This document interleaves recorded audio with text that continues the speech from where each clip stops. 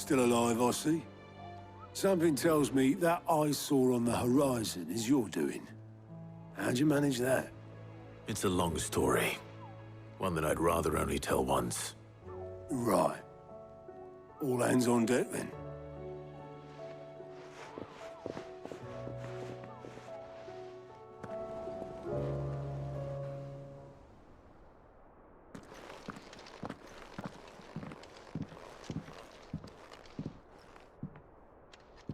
Is this everyone?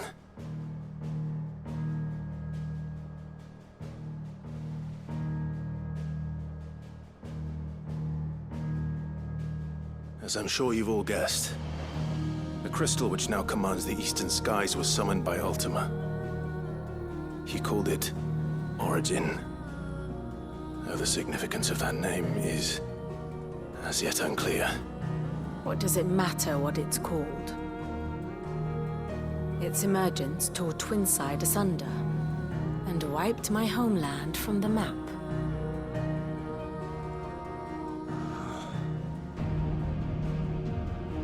Mention of the Dominion spires can be found in the oldest of Valisthian records. But to the best of my knowledge, none provide any hint as to their true nature. That they would prove the horns of some slumbering demon. Well, the Dominion's demise was at least quick. Elsewhere, the Republican army cannot hope to contain the chaos engulfing Randalar. Canva is in flames, and the Empire. Our allies are crying out for answers. I've sent the Cursebreakers to give them what assurances we can, but right now that amounts to fuck all. They wouldn't be able to stop what the skies have started in any case. People here and across the realm grow sicker with every passing day. Could it be that this new Mother Crystal is like the others? That it draws upon the land's ether? It certainly looked that way from stone here. If that were true, it would explain the hastening spread of the Blight since the crystal's appearance. Would it not? And as the land's ether slowly rises to the surface, it pools,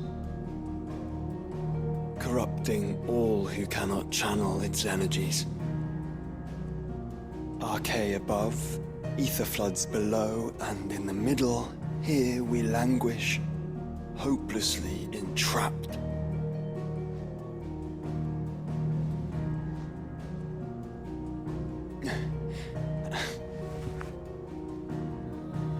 It's all right. When we faced him at Stone here, Ultima told us his true power quickens in the halls of Origin.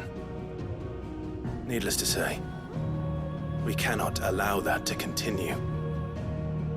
If we are to stop him, we will have to find a way into the crystal. How are we gonna manage that then? It's up in the sky. And fast as she is, the Enterprise can't fly.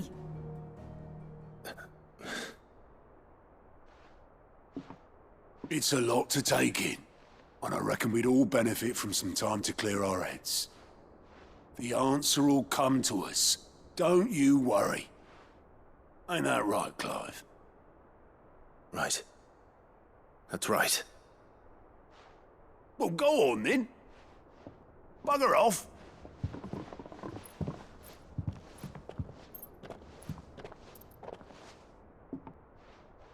Same goes for you, Clive.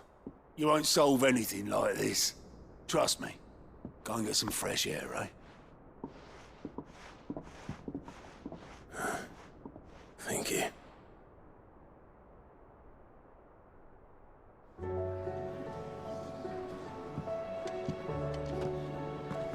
Joshua seemed upset.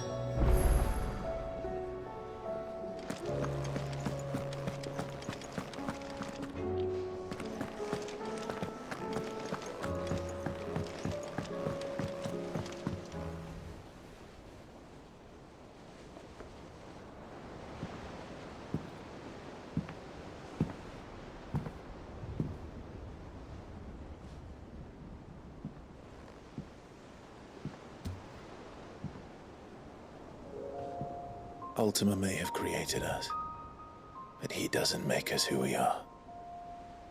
Only we can do that. And if he would have us fight for our survival, so be it. It's what we've been doing all along. Much like Ultima himself, it would seem. His new world being naught but a means to survive. And so, we must contend to decide which of us shall inherit the land. Should Ultima prevail, it will mean death for us all. Of that, we can be certain. But even should he fail, what world awaits us? A withered, godless place, where our newfound freedom will most like prove a chain in itself. Well, that may be. But a chain can always be broken. As long as one has the will to break it, it won't be easy. It may take generations, centuries of suffering. And that is if everyone plays their part. But it will happen. And when it does, it will be on our terms. That is the world that awaits us. Indeed. And what better world could one wish for?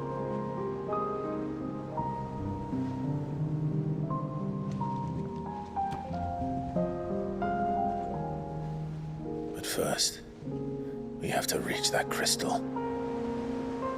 Then it's a good thing I have wings. You can barely stand, let alone fly. And only the Founder knows what horrors await in those skies. You certain about this? Am I certain? I am the Phoenix. I will do what I must. This is our fight. Remember?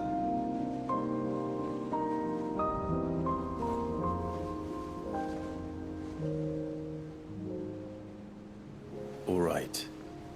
I yield. But only what you must, yes? I'm still your sworn shield. That you are. And what of my wings? Lest you forget, you go to stand against a god.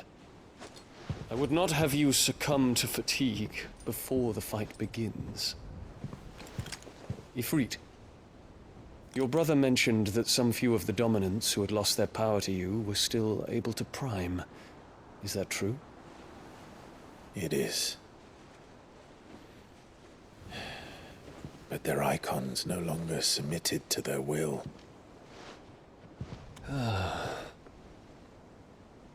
Then mine will have to be stronger. That you both might save your strength for the battle to come. You don't have to do this. If you do, there's a chance you might lose all you have left. And what have I but regret?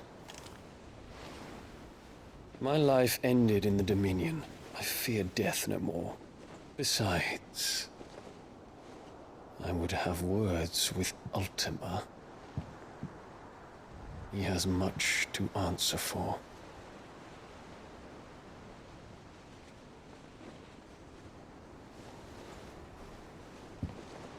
We are in your debt, Dion.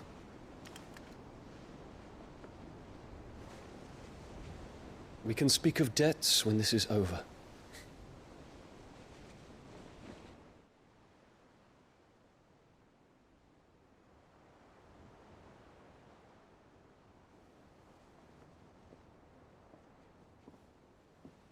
He speaks like a man who knows he's not coming back. And has come to terms with that. That doesn't mean that we have to. Does it, Clive? Time to talk to Jill. I only hope she understands.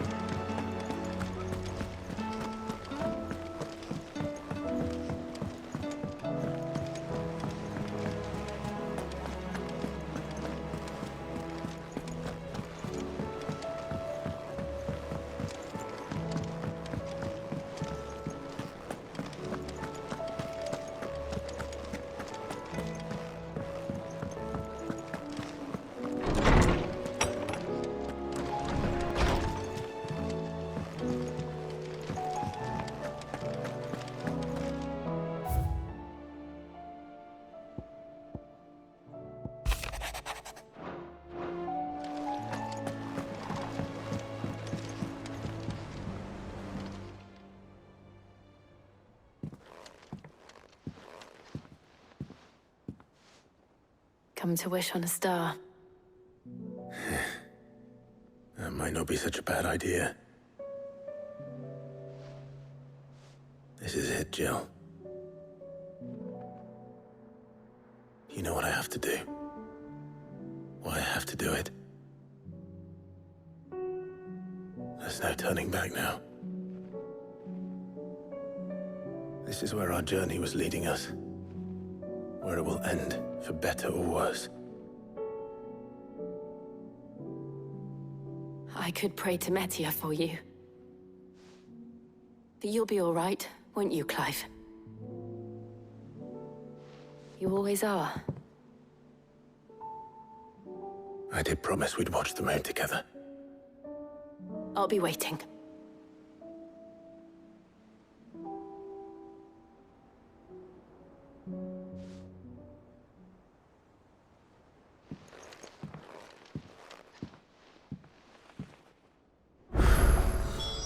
It's almost time. Better make sure I haven't forgotten anything.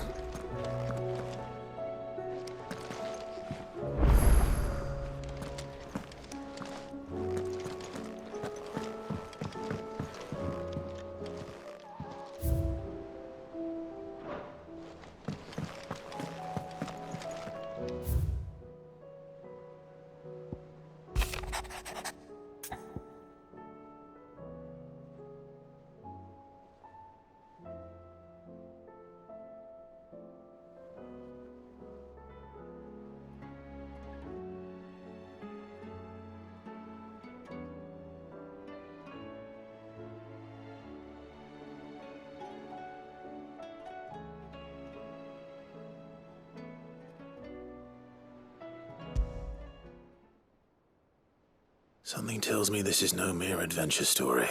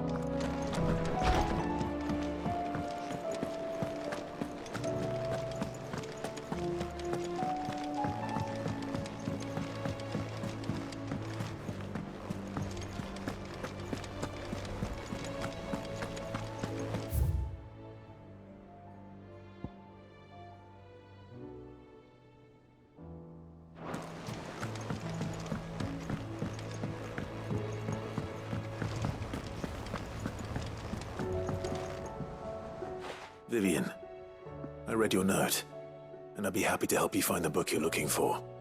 Thank you, Clive. But tracking it down will not be easy. Are you sure? Please.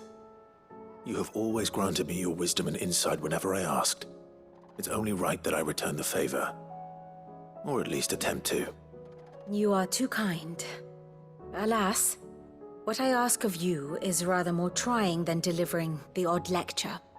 I spoke with Hippocrates to see if he had any inkling as to where another copy might be found, but... But perhaps it is best that you hear the details from him. If you say so. Forgive me, Clive, for asking this of you. But this book, it set me on the path to becoming who I am today. Its importance cannot be overstated.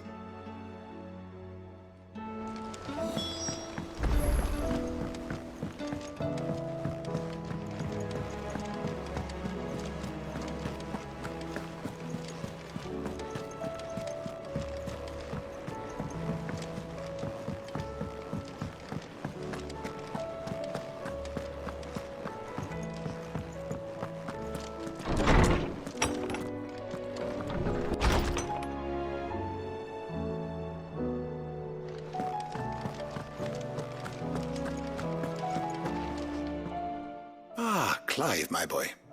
What a pleasure it is to see you. Hippocrates, There's something I need to ask you. I've been charged with locating a book called From a Distance. Then you seek a rare gem indeed. One whose name I had not thought to hear from your lips. You've been talking to Vivian. Right as always. But she didn't seem keen to tell me very much. I take it she didn't like what you had to say. And yet I gather it did naught to dissuade her. Clive, if the young professor has tasked you with obtaining a copy, I fear she asks the impossible. The executors would not allow it. The executors? Coveters of Secrets. A clandestine organization committed to the collection and intenebration of forbidden texts and technologies. One such text being the tome Vivian seeks, chronicling as it does the true history of the enslavement of bearers. A tale which could overturn the established order were it ever to become widely known. Or, so rumor has it. I've never actually read the thing, or even set eyes on it for that matter. How is it that I haven't heard of this organization? Why, secrecy is the executor's watchword. They lurk in the shadows, emerging only to seize that which must be seized, be it books, inventions, or people, before disappearing again, leaving nary a trace. Which would explain why Vivian's copy was snatched from her grasp not long after she found it. By the hand of the executors, yes. But what drives them? Self-interest or ideology? A fine question. Sadly, all that is known of the executors can be recounted in a single breath. You may just as soon ask me of their origins, numbers, or the identities of their leaders. Any answer I give would be pure speculation. Then my hunt was doomed from the first. What was Vivian expecting? That I'd pluck it from thin air? Not from thin air, no. From ash. Rumors of the executors are rife among the scholars of Storm, but rather less so across the strait. I have a friend. Well, I had a friend in the village of Garnick, a collector of rare tomes, upon which subject we would oft correspond. Alas, I have heard naught from him since the skies fell dark. And no doubt he, too, has turned. But, though he did not mention it by name, it is possible that a surviving copy of From a Distance yet rests upon one of his many shelves, quietly awaiting discovery. If you were, by some chance, able to save even a single book from the poor man's library, I know his soul would rest easier. Very well. When I next find myself in Waloed, I'll be sure to pay Garnick a visit.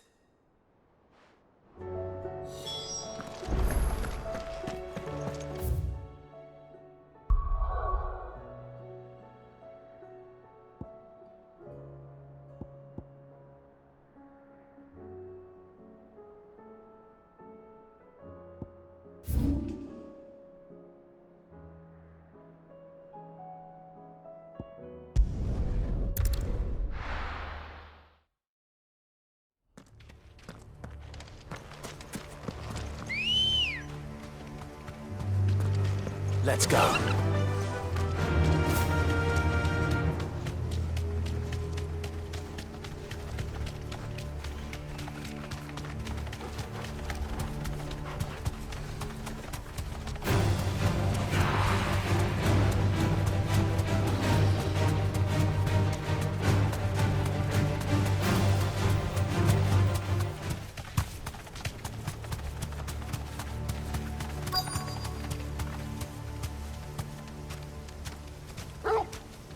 The entire village looks abandoned. Now, which house would a bookworm live in?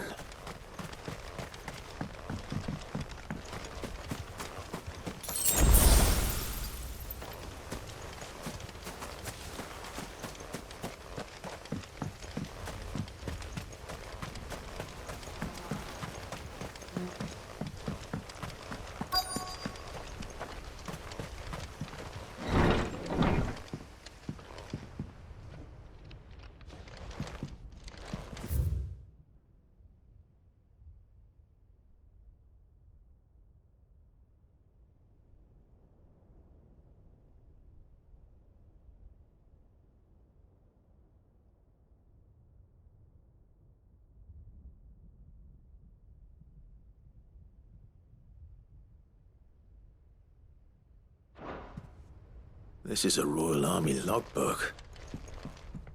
Did he take this from the local barracks?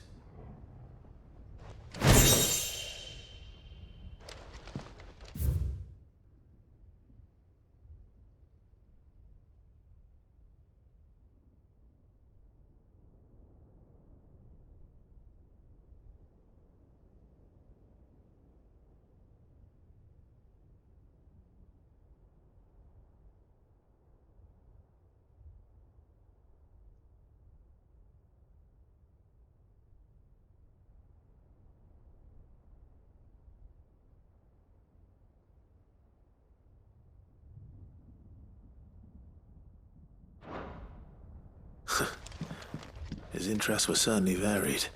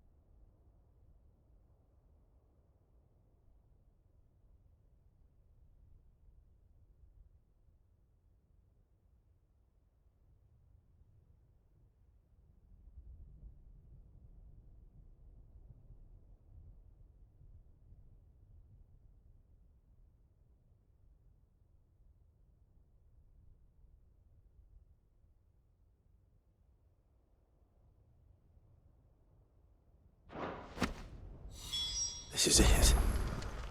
But if what it says is true, I need to get this back to the hideaway.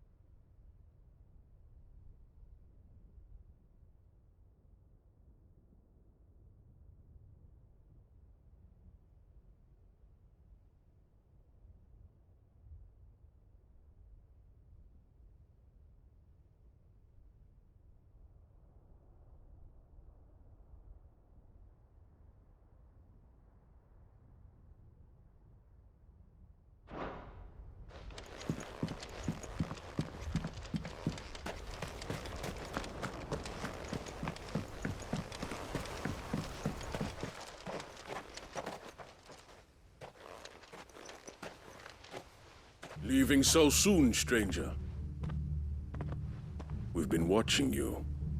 From a distance, so to speak. Subtle.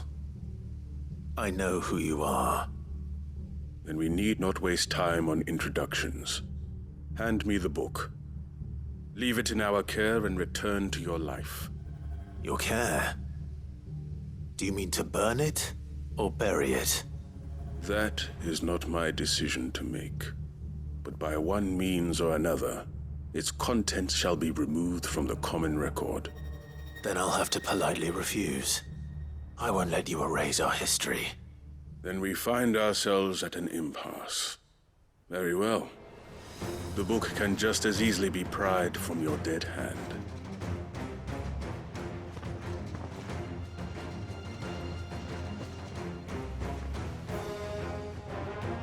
Let's see, shall we?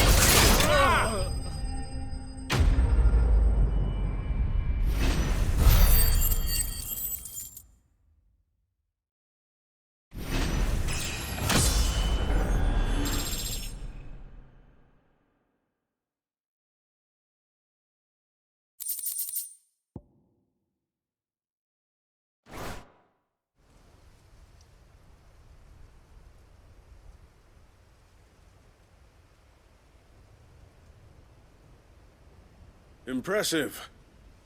But we have other means. We shall claim the book yet. Why do you want it so badly anyway? It lays out in no uncertain terms the vanity and avarice of mankind. It tells the shameful history of the persecution and oppression of a gifted few by a giftless many. Would you say that this interpretation was correct? I don't know. You don't know. Your sword may be sharp, but your wits are dull. So let me answer for you.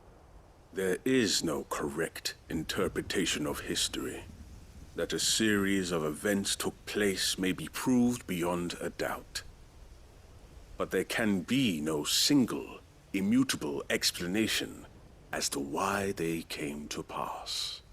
It is a question of numbers and of belief. If enough people believe that a set of events occurred for a reason, that belief becomes the truth. So you're trying to control the truth? We are trying to protect people from themselves, from knowledge that would bring them naught but pain. That is all. You may keep the book, for now. The world is small. We shall meet again. Until then. Wait!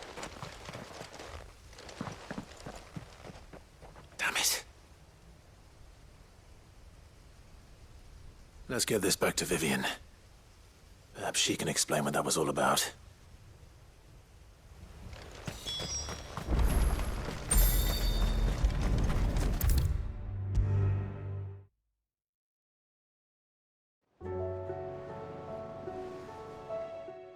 Vivian. I found it. The book you lost.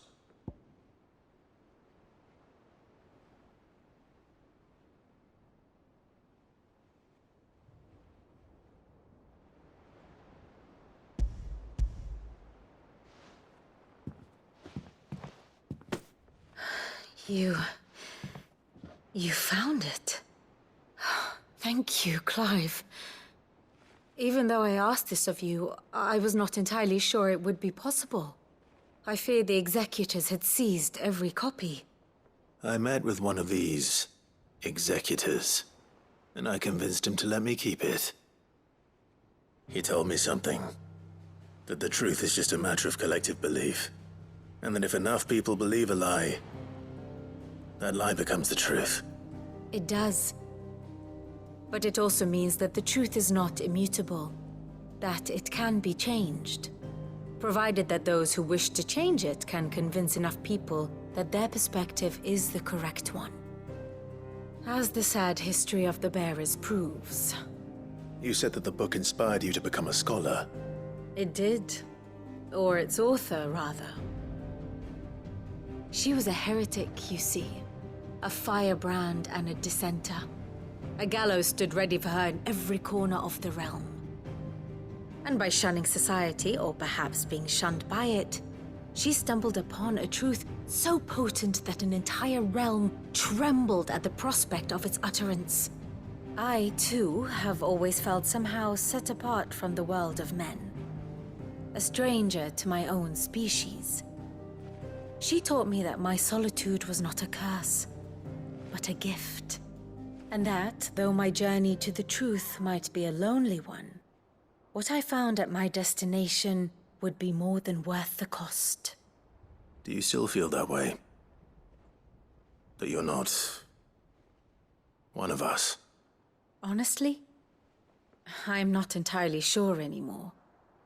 Since coming to the hideaway, I find my thinking somewhat clouded. Perhaps the result of studying mankind from a rather closer perspective than I had intended.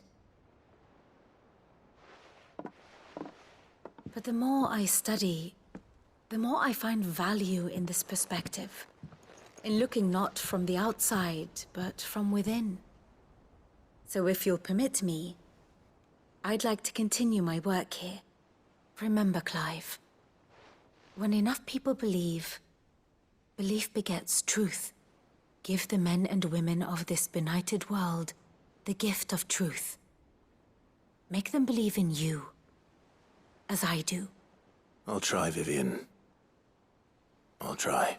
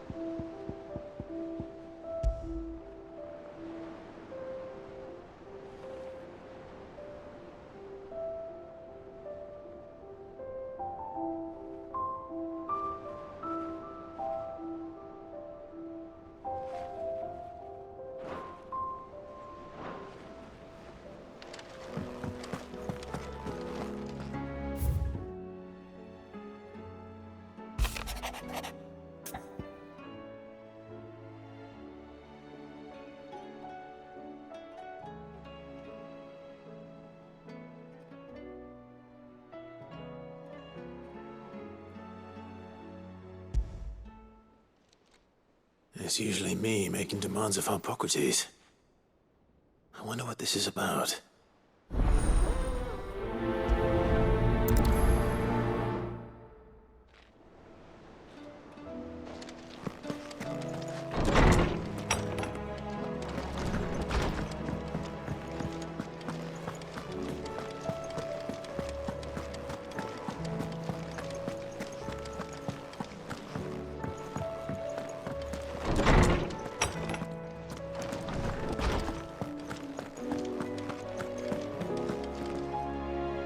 Lawsman Hippocrates. I received your note. Ah, yes. I expect you're wondering what this is all about. You spoke of making amends with Dion, but I can't imagine what for. Then I should begin by telling you that I was once his tutor. This was some years ago, of course, before I joined Cid in his hideaway.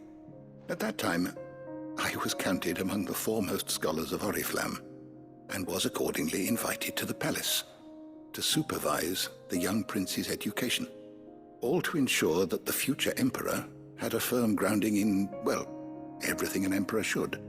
History, religion, commerce, government. Alas, our time together was cut short when Dion left to join the dragoons, his studies no longer being deemed necessary. I had not expected to meet with him again, least of all here. Have you spoken with him? No, I have yet to find the right moment. His Highness always seems so preoccupied, especially when alone. I would not wish to disturb his ruminations with idle words of greeting. Not when I know he dwells upon the evil Ultima had him commit in the Dominion. The guilt weighs heavily on him, I know. But as you say, that was Ultima's doing. Surely you can't blame yourself. When I first met him, it was not guilt, but his people's expectations that weighed heavily upon him. And I did nothing to ease that burden. He bore it alone, until the day he could not bear it any longer. It is one of my greatest regrets that I only ever offered him my wisdom, when what he truly needed was friendship. The blame for Dion's transgressions lies not only on his shoulders, but on mine. I see. I'm ready to help you in any way that I can. Then I beg that you bring me a wild wyvern tail.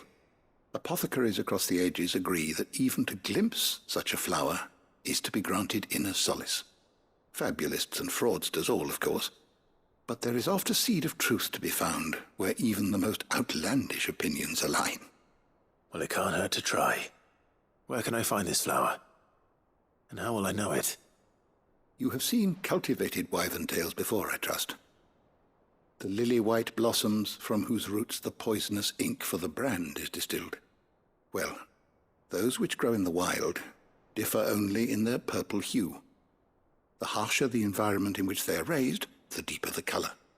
There is a waterfall in Rickmal's roost across the strait, where the flowers once grew in abundance. Whether they still survive there, I know not. But try as I might, I can find no likelier location. It's all right. I'll find you a wyvern tail one way or another. Thank you, Clive. And please, be safe.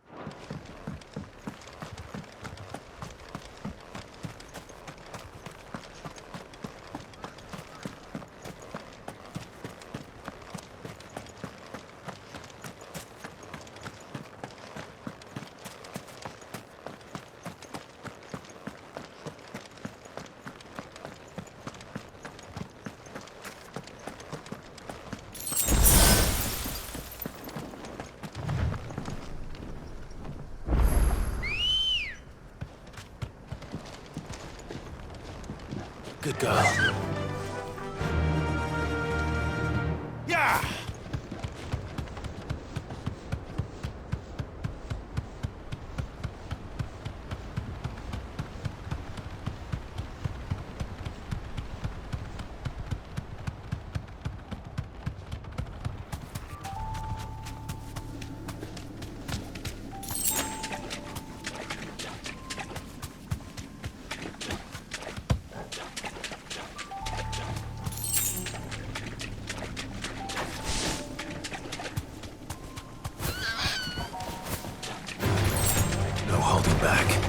Seems this place has been flooded twice over.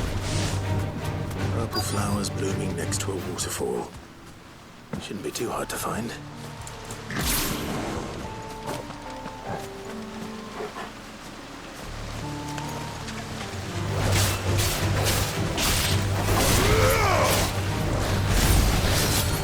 Nice try.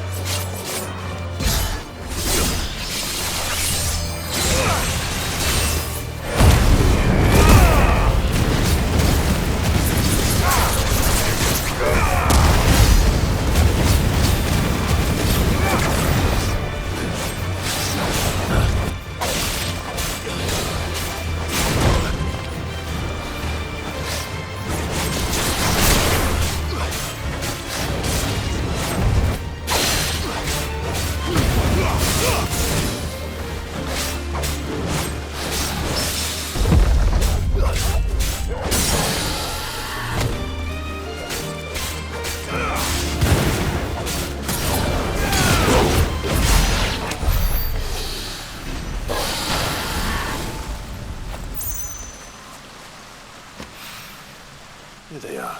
Might as well pick enough for a bunch, I suppose.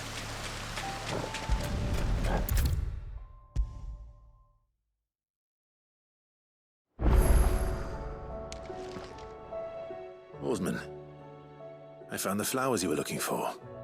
You did? I think I did.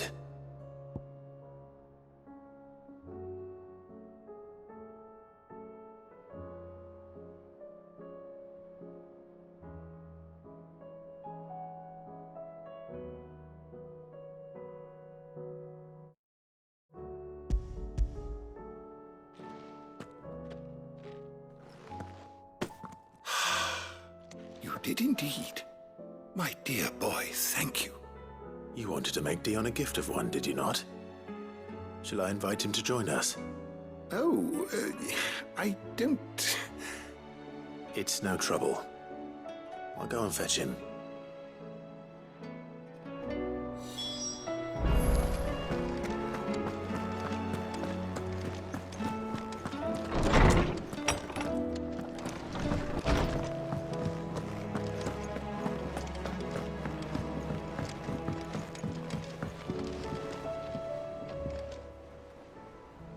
Your Highness, would you do me the honor of accompanying me? No. It is time, then. No. Only to the shelves. Our lawsman has something he'd like to give you. Master Harpocrates. No. I dare not show my face before him. Not after everything I have done. I have taken countless innocent lives. And ruined countless more. All because I was weak I have sworn to atone for my crimes or die in the attempt. But were I to meet with him again,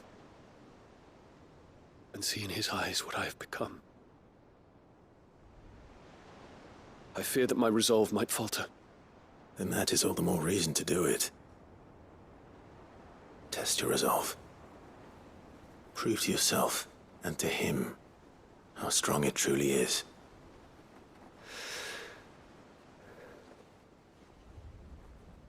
You are right. I must, at the very least, offer him my gratitude. Very well, then. Take me to him. Follow me.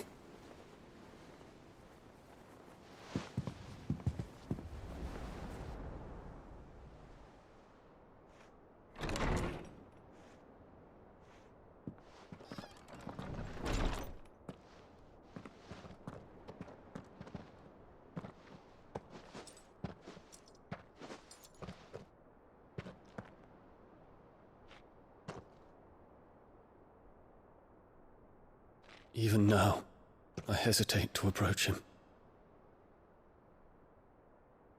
What must he think of me? You'd be surprised.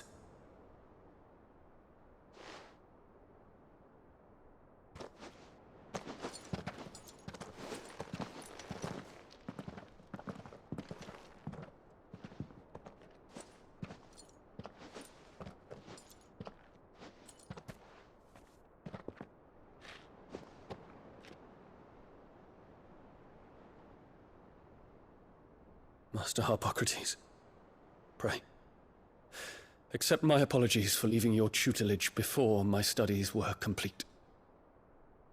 Your lessons opened my mind to a world quite unlike the one I had imagined from within the gilded confines of the palace. And I shall be forever grateful for the efforts you made to enlighten me. Lift up your head, Your Highness. The deeds of youth require no apology. That you took the time to visit me says much about the man you have become. Now, there is something I would like to show you.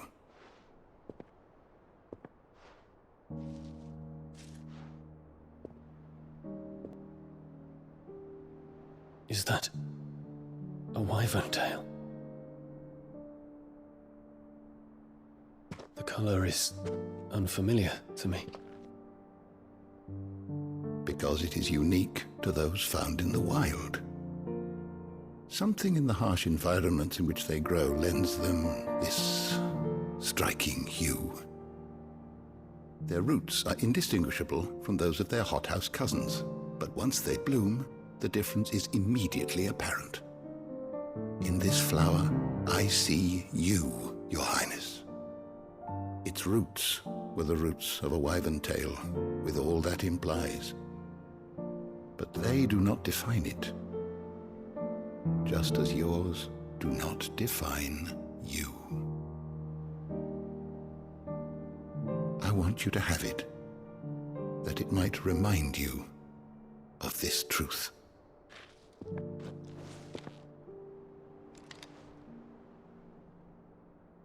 Master Harpocrates, I would ask of you a service. Keep your gift until I have fulfilled my duty to the realm, for only then shall I be deserving of it.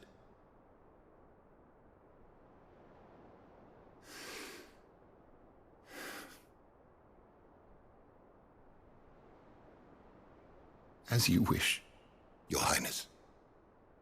I shall await your return.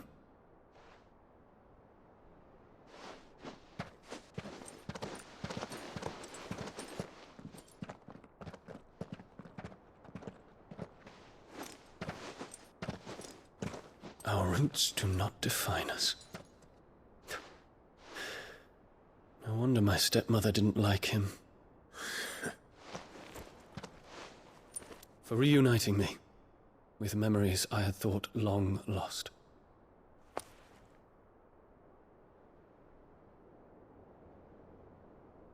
I shall not forget this.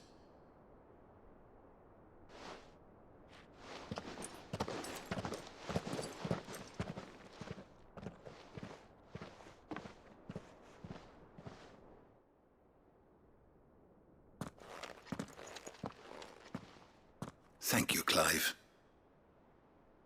Were it not for you, I fear I might never have found the right moment to speak with him. Not to mention the wyvern tales. I shall plant their seeds, that I might not disappoint His Highness upon his return. I hope the soil in the hideaway is to their liking. Why, these flowers bloomed in the bleak, black wastes of Waloed. I'm sure Nigel's yard will suit them to a T.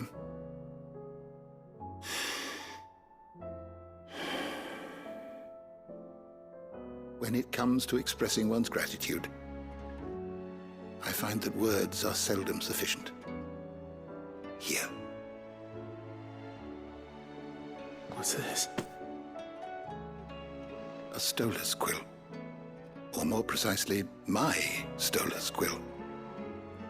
'Tis said that an owl's feathers are steeped in the wishes it hears over its long lifetime.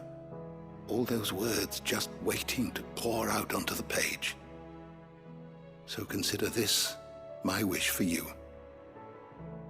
That one day you may put down your sword and pick up that pen.